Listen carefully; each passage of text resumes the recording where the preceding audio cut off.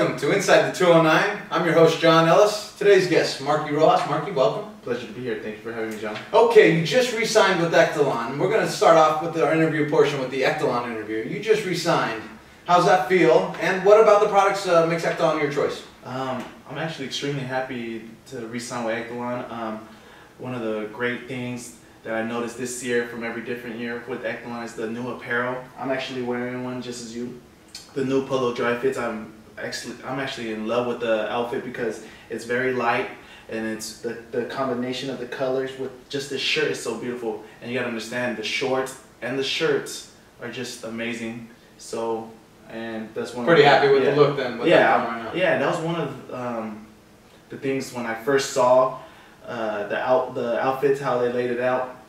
I was just impressed because in time they just gradually gotten better in time. So let's stay with that for a second. Let's move over to the rackets for a second because you are one of the guys who's switched over to the new ESP Touron. Talk to us about why you made the switch from the Touron here at in a unique spot in the year, beginning but not totally the beginning of the season.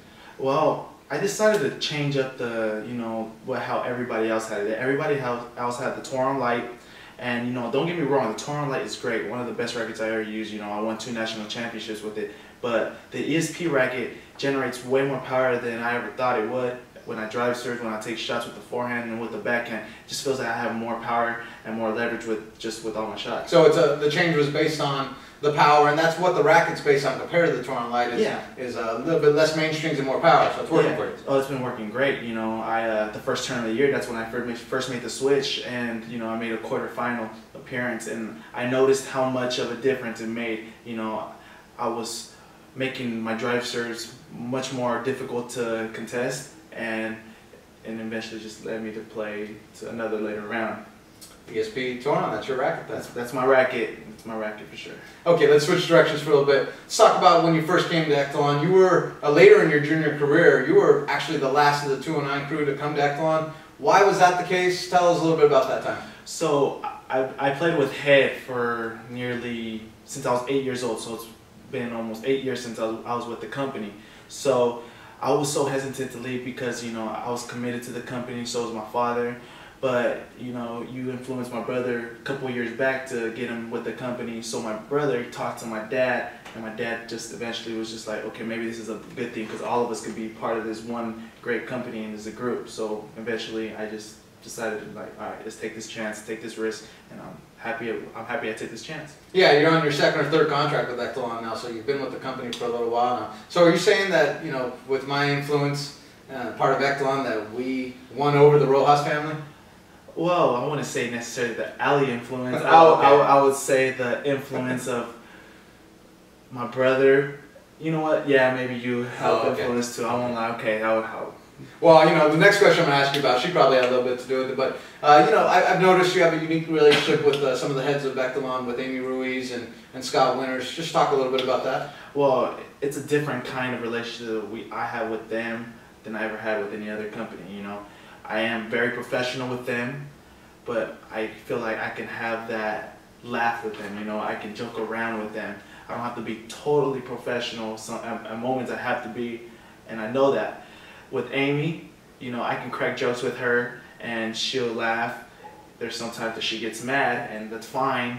I'm not mad at that. And with Scott, it's the same thing. There's just some jokes here and there. He's actually a little bit more where I have to be more professional with him. But with Amy, yeah, it's Amy. So good friends is what it sounds like. Me and Amy are great friends. That's great. Markie, let's get back to the product line for a second here.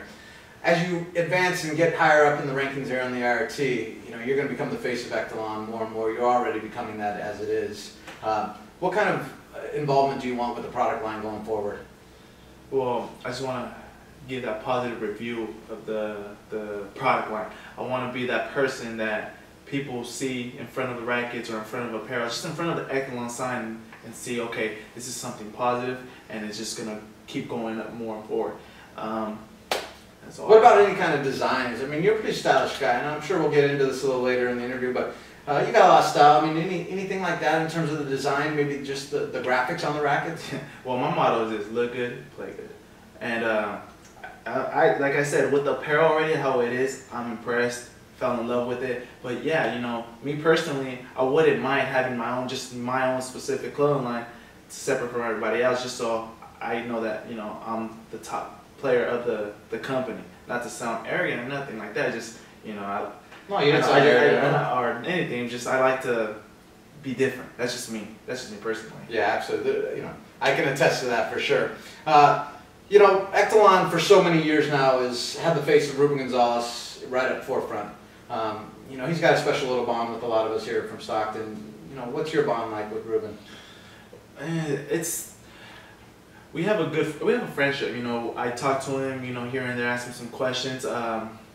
But I never really had a long conversation with him. I have much respect for him. You know, he's been with the company for over 30 years, I believe, you know, and he built that kind of relationship with Echelon where now it's called, like, I don't know, it's like those kind of relationships where, you know, you've been with that company for so long that, you know. It's a partnership more so. Yeah, something like that. And I want to be like that too. I want me and Echelon to have that kind of connection. So that's why I kind of see that connection with Ruben, with Echelon. I want that same connection as well. Yeah. Another guy who's, you know, will eventually have in the same seat with you here is your buddy Jose Diaz. You guys, you guys go way back to young guys, 4, 5, 6 years old, starting to play this game together and against each other. You know, what's it like to have somebody who's been your doubles partner, really close friend of yours, even though sometimes you guys love to hate each other? What's it like playing so many big matches against him over the years? It's crazy, you know. It's a good thing and a bad thing. We live not even 10 minutes apart from each other, so we can call each other up and say, hey, let's go play. You know, but you gotta think about it like this, we have such a big rivalry that you don't want to know each other's games so well, then it's coming down to, okay, who plays the best, you know, this day will win. I want to be able to be that person, like, my game is better than yours. And I'm pretty sure that he feels the same way. But with our friendship, you know, it's always gonna be there, you know.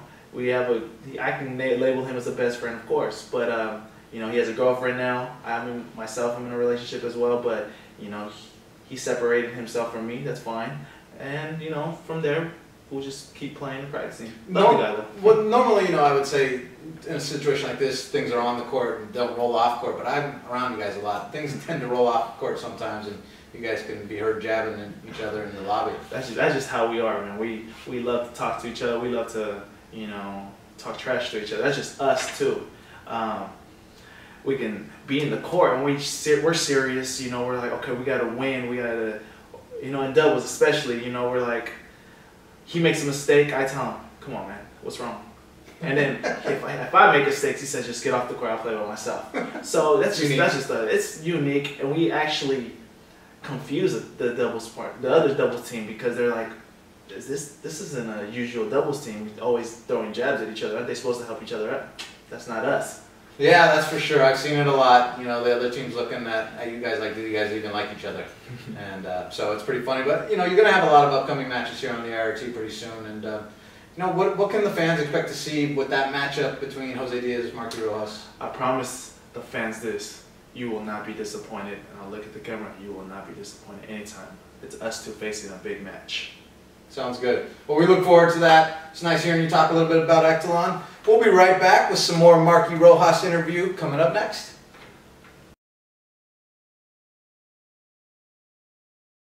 My name is Scott Davis. I'm from Fountain Valley, California, and I play with fire. I'm a huge fan of shoes, and Echelon has got a great variety of footwear that's available.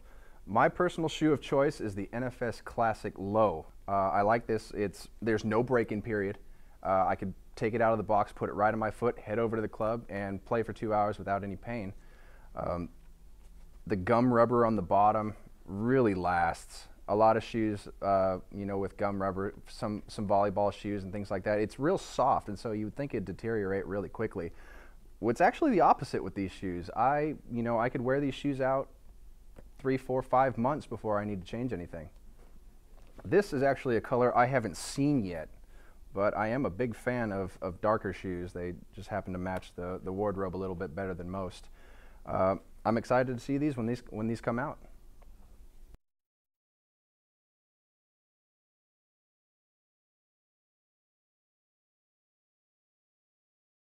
Hi, I'm Amy Ruiz. I am the promotions manager for Echelon, and I'm also an 8-time national doubles champion, and I am current member of the U.S. national racquetball team, and I play with Echelon. So I'm going to talk to you about the O3 Speedport racket. It's using the DPR string pattern, and it is 170 grams. I used this racket in 2009, where I won my U.S. national singles title, and it also has a MaxTac grip. What I like about this racket is that I get a lot of pop on it. You know, I don't hit the ball as hard as the guys do, but, you know, it's just that with the string, I just feel like I get a lot of pop. You know, it's always a great racket to use, and, you know, this is what I won my national singles title with, so.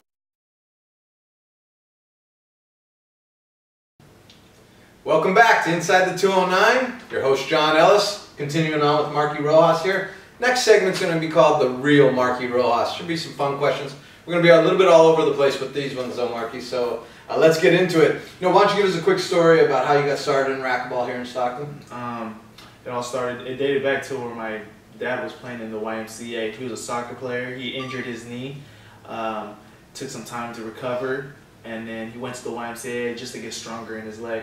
Then that's when he picked up the racket. A friend introduced it to him just in time. He brought the game to my brother, Michael Rojas, and then to my other brother, Jose, and later on it just went to me. Absolutely. It sounds pretty familiar. I mean, that's how I kind of got started too. My father went to the YMCA. I didn't know that about you. That's pretty interesting to know. From there, it led to a big junior career for yourself. A lot of mates from the club with you at those tournaments, but you did a lot of winning. You know, what are some of the high points that you remember from your juniors, and maybe one low point too? One of the highest points would be in Cochabamba, Bolivia. I played my first year on the 14s as a team, and I remember that year like it was, or I remember that tournament like it was yesterday. I pulled off the tournament win. I played Carlos Keller in the final and played him and beat him in tiebreaker. And just a couple hours later, my brother played his final against Cardona, and he won that final. So we both brought back the gold medal, so it felt good, the two brothers bringing back the gold medal. But what the lowest point was probably losing to Jose Diaz in Tempe, Arizona, tiebreaker 11-8, even though I feel like some calls went his way. To this day, we still talk about that. But that's hilarious. Yeah, so that was probably be one of my lowest points. Yeah, okay. I'm sure you have a bunch of high points that you could go over there, but you know, coming up here is going to be a lot of IRT play, and inevitably you're going to run into your brother Jose Rojas a bunch, and you're going to play. What's it been like having Jose as your older brother? I know you have Michael as an older brother, also who's a great racquetball player too, but having Jose ranked number 4 in the world, he's won 2 pro stops, you're on his tails. What's that like? You know what? It's actually, it feels like it's a good thing. Every time I'm outside, or every time I'm playing, he's outside. And he's coaching me along with your dad, so he sees the negatives on my game and helps me improve with my game. You know, it's the same I do with him. But you know, he's helped me so much throughout the years, so it feels good that, you know, he's helping me out. But in time, I know that I already got one. I think I'm the only one in Stockton besides yourself that's beaten him in a tournament. So. He better be ready for a couple more beatings. Yeah, I mean, that's kind of what I was going to get into next. That, wow, you just said he better be ready for some beatings. I caught that there late there. Yeah. That's not strong. I didn't mean beating, but like take some losses. Not bad, you know. Well, yeah, maybe. Who knows? That's good. You're going to have to back that up. And that's what I'm about to ask you about. You know, what do you think those matches are going to be like? Is there, how do you game plan for your brother when he's either they're in the same house or at the same practice? You guys are connected and you guys are around each other a lot. That's the crazy thing, man. It's not even game planning anymore. It's basically who plays the better game that day. The last time I played him was in Davidson last year, and he served me off the court. He's playing at a high level right now. He just came off winning Kansas City. He beat Kane. He beat Rocky, both of them first time. So I know that he's been improving gradually, especially this whole summer he's been training. So it's hard to game plan for him, especially when he knows my game so much. And you know, he has that wicked drive serve that's just coming like Mach 9s basically. You see how hard your brother works? Are you working as hard as him? Yeah, you know, it's kind of hard because he finally graduated from school, so now he has a lot of time to put in work in training. Me, I'm still studying. I'm getting as much time as I can. I'm still at the gym probably 4 or 5 times a week, and that's pretty much more than, you know, the average people that are playing racquetball. So I know that I'm still putting a lot of work in. How is school going? You know, you mentioned your brothers graduated from University Pacific. You're at Delta College right now. I think it's your 3rd year there, correct? Yes. And so, how far along are you, and what are your plans after Delta? Okay, so this is my 3rd year, and this is my plan on transferring after this year. I want to go to UOP. I want to kind of do the same thing my brother did, but you know, his major was business. My major is history. I don't know what he wants to do specifically, but what I want to do is I want to play racquetball after I graduate for a couple more years, try it out. You know, I want to give it all that I can, just to know that I've given it all to the sport that's given me so much. But in time, you know, we can't play racquetball forever at a high level, so I gotta fall back. I have to have a fallback plan, and my plan is, you know, to be a professor in Mexican American history. Fantastic. That sounds cool. Something I'm learning. I'm learning new things about you today, which is great for me. It's funny. Your brother said though that his plan is to play pro racquetball as long as he can, ready to go into his 40s. And you're talking about being a professor here of history, and so I'm curious, how long do you foresee yourself playing IRT racquetball? To be honest, I could say the same thing with my brother. I can say I want to play to my 40s, you know. I have the confidence, you know. I bounced back from a knee injury, so I know that I We'll talk about that in a little bit later. But I know that I can come back and with injuries and all that. But it's just I want to rely on something to have a fallback plan, you know. Not many pro athletes have that, so what do they resort to? And it's kind of hard for them to make any income if, you know, they don't have a fallback plan if they do get hurt. That's my fallback plan. Well, that's smart. You're going to have a lot of IRT before you have to jump into that fallback plan. So on that note, you know, IRT wins, I assume for you, are about as big as it gets, correct? That's correct. Who's going to end up with the most? I mean, Jose has 2. I've got mine. I don't know how many that is. Nobody else has any yet. So who's going to end up with the most when it's all said and done? I'm pretty sure everybody in our group is going to say that me. No, like they're going to say themselves, like, okay. You know, not like they're going to say me. Not me. I mean, I'm going to say me. Really funny. Yeah, I know, but I don't want to say that. Jose Diaz is going to say me. Bobby Horn's going to say me. My brother's going to say me. You know, my brother has 2 already, you know, and he's only 23 years old. So, you know, you can see a lot of positive things that he's going to do to the sport, especially with himself. You know, I want to be the person that wins the most IRT. I just want to bring back the glory that is the Stockton, you know what I mean? I want people to see Stockton as how great it is, you know. You hear bad things, bad reputation about it, but, you know, there's a lot of positive things within the city, and we want to make a positive impact to the community. You know, yeah, and we'll touch on that in a second here. I wanted to kind of stay with the IRT players for a second here, and just give me your assessment of what King's done here in the last 8 years or so. Well, I mean, I wasn't playing pro racquetball at the time when he dominated the tour, but I played him multiple times, and I've seen what he's done. You know, he's played me where, you know, he served me off the court. You know, there's times where I felt like, oh, I gave him a good game, but then all of a sudden, you know, he comes back and plays miraculously. But to be honest, he's done so much to the sport where he defined himself as the greatest ever. But you gotta understand is he started from the bottom just like we did. So we're still gonna bounce back. So we can label him the greatest ever right now. But in 15 years, 20 years, will he be labeled that? Who knows? It'll take quite a feat to get past that, though. It will take a feat, but, you know, depends who has the want to succeed. I definitely do. Okay, well that's good to hear. You know, you sound a lot like your brother, but you see a little bit of different passions. I know Nick's off on the side here, probably sees it the same as well, and it's very cool to see. Out of the top 20 currently, who is the most fun to play? I mean, who do you enjoy playing the most? And top 20 in the rankings of top 20 IRT? IRT right now. It's a tough one. You know, it's fun to play Rocky. I played him twice. That dude gets everything. You know, he's one of those athletic players that he can retrieve every ball. When you think it's killed, he still gets it. You know, so he's probably one of the most. It was a great time playing him in Stockton. Not much in Kansas City, but in Stockton it was fun. So Rocky, so what you're saying is you enjoy the competition, the competitiveness against Rocky.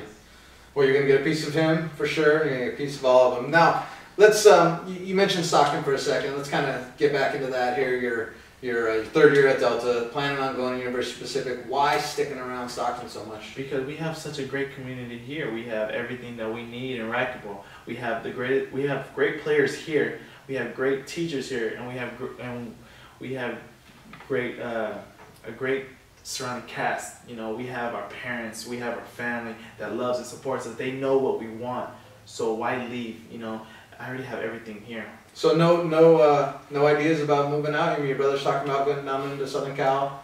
No designs on that yet? Not yet. As of now, I mean, there's gonna be a point of time, you know, in my life where I'm like, okay, maybe I can make a living somewhere else, you know, make more money here than I do here. But right now, I'm only 20 years old as I view it right now. Going to college, I want to stay here. You know, why leave? I have everything with trainers. I have you and your dad, that's my coach. I have Jody. So if anything, like if I feel, you know, hurt, you know, she can be the therapist that alleviates me. But without doubt, I don't want to leave the city. This is my city. So let's do this. So you're from East Side Stockton, Franklin High School. You know, gets a bad rep every now and then, the whole town itself. You got 1 minute to talk somebody into taking one of our Pro Racquetball Academy camps or visiting Stockton for some training. Go. Okay, so every city has its bad rep. Not every city has their bad places here and there, but you gotta understand we have some great things involved around here. Most of our camps are gonna be held in northern Stockton, so it's very peaceful out there. But it's a fun environment at the camp. You know, you have me, I'm gonna be cracking jokes a lot. That's just how I teach and how I do instruction. My brother can be serious, but he can be funny too. We have Bobby Horn and Jose Diaz, where they have those unique personalities. I want you guys to figure out that by yourselves. But you will learn the basics of racquetball, and you'll enjoy every moment here because it's the most important. The most important thing is that you get to play and have fun. Sounds good. Appreciate that. And we'll be right back. We're going to talk about the knee injury coming up next with Markie Rojas on Inside the 209.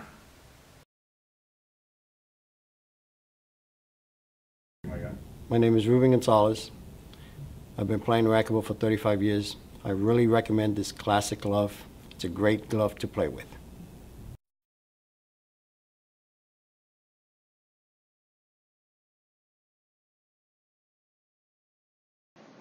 Yo!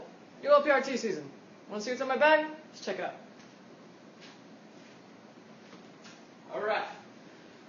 My nifty little Play With Fire Echelon bag. Obviously the most important thing you gotta have going to a tournament is rackets. No, it's rackets. Check. Alright. Also, just in case, stencil. Never know when you might need a little restring at a tournament. Got that handle. Also have, let's see, warm-up stuff. Got a little lacrosse ball to rub out some sore spots, jump rope, all those goodies to get the body moving, get ready to play. A little rolling pin, roll out the muscles. You know how those hotel beds can make you sore. If the hotel bed doesn't do it, the flight usually will. Also for warming up, got this cool little TheraBand. Do some stretching and some shoulder mobility stuff with this. It's pretty cool. Maybe I'll show you what I do with this another time.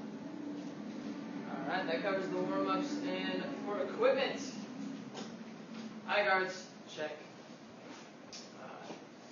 O3 gloves, check. And some awesome Prince Echelon court shoes, check. These are a great fit, by the way. Natural foot shape, NFS, that's what that stands for. And fireballs, which we play with fire here at Echelon. Also have a little racquetball journal. Match notes, workouts, drills, stuff like that. Handy to keep around. And just to stop from slipping, because some of the courts, they all don't have the same finish. It can be dusty or slippery. Got a cool little shoe cleaner I picked up at Foot Locker. It actually works really well. And also, along those lines, some mint shoe deodorizer. Don't want smelly shoes when you're trying to pack up. And because you all know how I play, I'm a little bit aggressive, let my body hit the floor. I got my boo-boo bag, which is complete with Band-Aids, Neosporin, wraps, all that fun stuff. So, looks like I'm pretty complete. I'm ready to go play. Let's do this.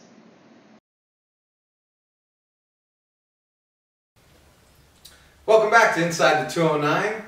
I'm your host, John Ellis, continuing on with Markie Rojas.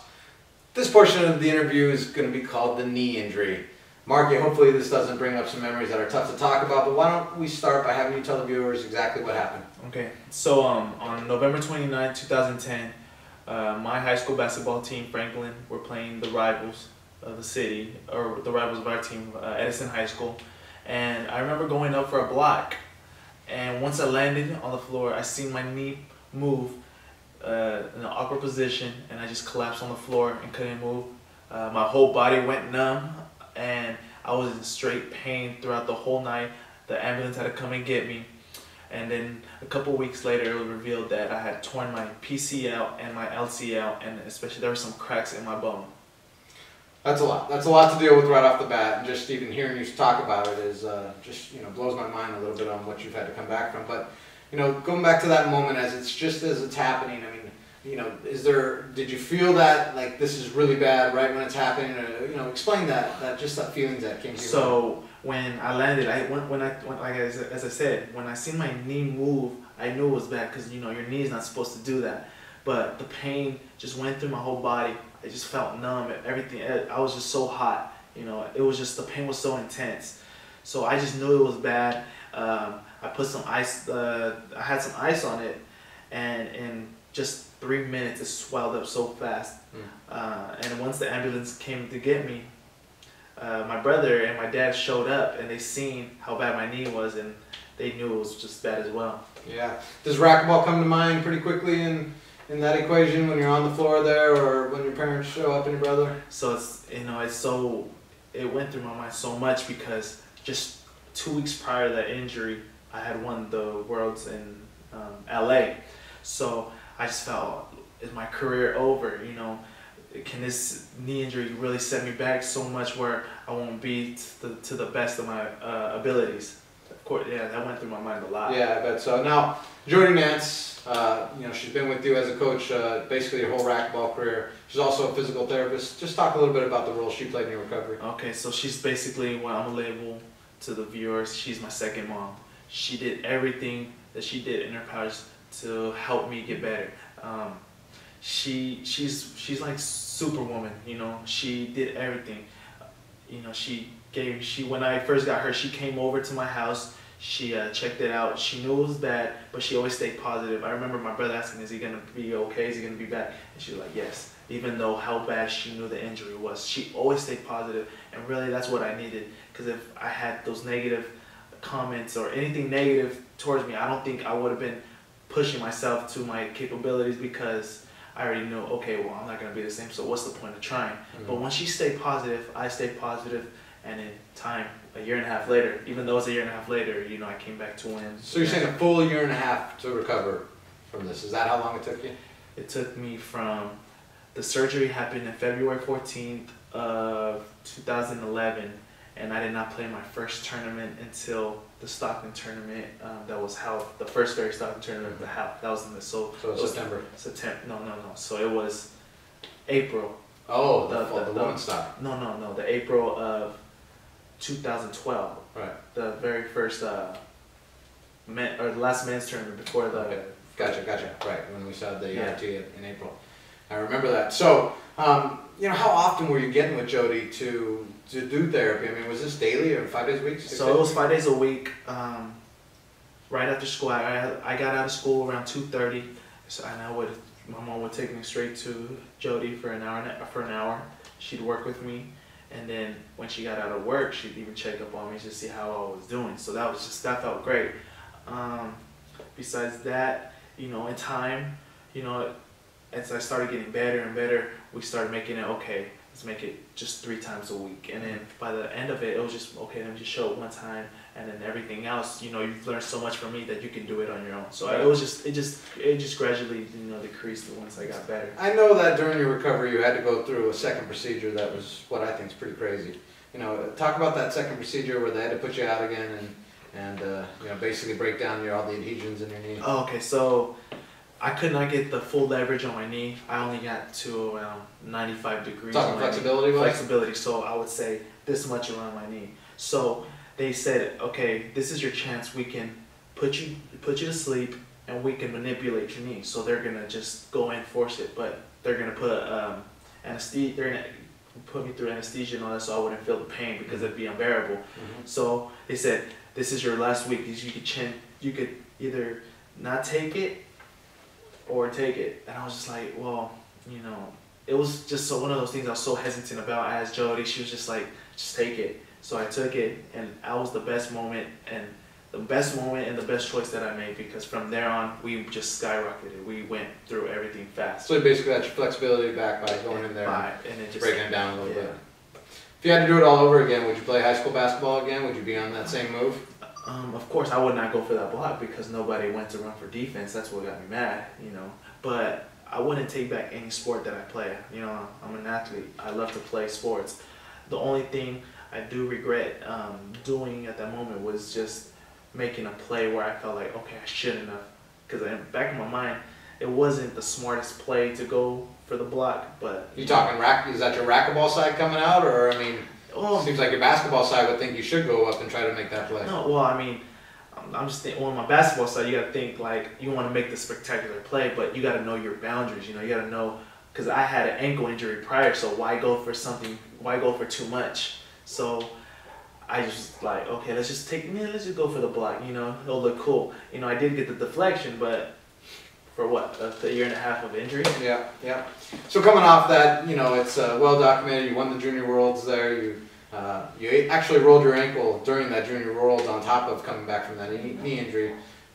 Is that your best win? Is that your favorite moment? In 18s, that'd be labeled as my best win because it was my final year. All the whole obstacles, the mountains that I had to climb just to get to the top, it felt great. And you know, I remember the Nationals. I played Diaz in the finals, and he put it down on me. He gave me one of the worst beatings ever. But you know, I was so motivated from that tournament that I wanted that in the Worlds, that everybody knew that I was coming and now I'm here. Well, fantastic. Thanks for sharing a little bit about this knee injury. I know that's a little tough to talk about at times, and we'll have plenty more to talk about here in future sessions here, future interviews with Markie Rojas. Thanks for having me. Absolutely. We look forward to our next interview. Will be Jose Diaz coming up soon. I'm sorry. No problem. We'll make it through that. We'll spin inside the 209. See you soon.